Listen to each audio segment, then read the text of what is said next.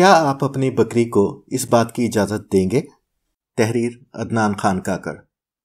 معاشرے میں بے راہ روی پھیلتی جا رہی ہے۔ جنسی جرائم میں جس شدت سے اضافہ ہوا ہے اس پر سب حیران ہیں۔ اس کا ایک بڑا سبب یہ ہے کہ ہمیں اپنی معاشرتی اقدار کا پاس نہیں رہا۔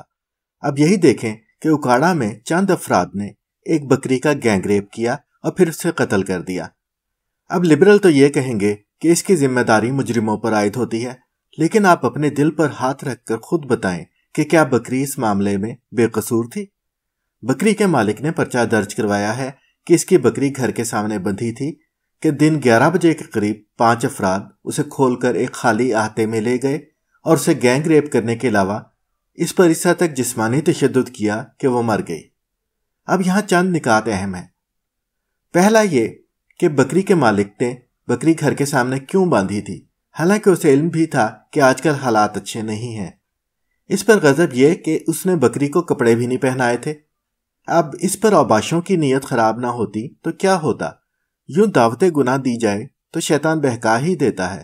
آخر وہ 5 مرد تھے، روبوٹ تو نہیں تھے۔ دوسری بات یہ کہ بکری چپ چاپ ان کے ساتھ کیوں چلی گئی؟ اس نے مزاحمت کیوں نہیں کی، شور کیوں نہیں مچایا؟ اس سے ظاہر ہوتا ہے کہ ایسا اس کی رضامندی سے ہوا تھا اور وہ برابر کی قصوروار ہے۔ اسے خود مشرقی روایات کا پاس کرنا چاہیے تھا، ایسے ہی کیوں منہ اٹھا کر نامحرموں کے ساتھ چلی گئی؟ بعد میں انہوں نے اس کا منہ کس کر باندھ دیا تو پھر شور مچانے کی آپشن ہی ختم ہو گئی۔ اب آپ خود بتائیں کہ قصور ان 5 افراد کا ہے یا بکری اور اس کے مالک کا؟ کیا آپ اپنی بکری کو اجازت دیں گے کہ وہ جب جی چاہے یوں اکیلی گھر سے باہر چلی جائے، وہ بھی مناسب کپڑے پہنے بغیر؟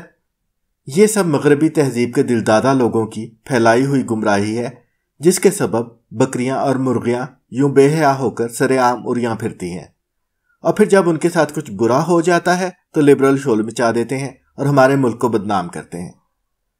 معاشرے میں بڑھتے ہوئے جنسی جرائم کی وجہ یہی ہے کہ جانور یوں کھلے عام سڑکوں، گلیوں، میدانوں، محلوں میں دعوت گناہ دیتے پھرتے ہیں، اور وہ بھی ننگ دھڑنگ۔ کپڑے کی ایک دھجی تک نہیں ہوتی ان کے جسموں پر۔ ایسے میں جنسی جرائم میں اضافہ نہیں ہوگا تو اور کیا ہوگا؟ انہیں اس حالت میں دیکھ کر بعض لوگ اس حد تک فرسٹریٹ ہوں گے کہ بچوں، بچیوں اور عورتوں کے خلاف جنسی جرائم کرنے پر اتر آئیں گے۔ آخر وہ روبوٹ تو نہیں ہے نا۔ دیکھیں، بکری آپ کی ملکیت ہے تو اسے آپ کی اجازت کے بغیر کچھ نہیں کرنا چاہیے۔ نہ وہ اسکول جا سکتی ہے، نہ کالج۔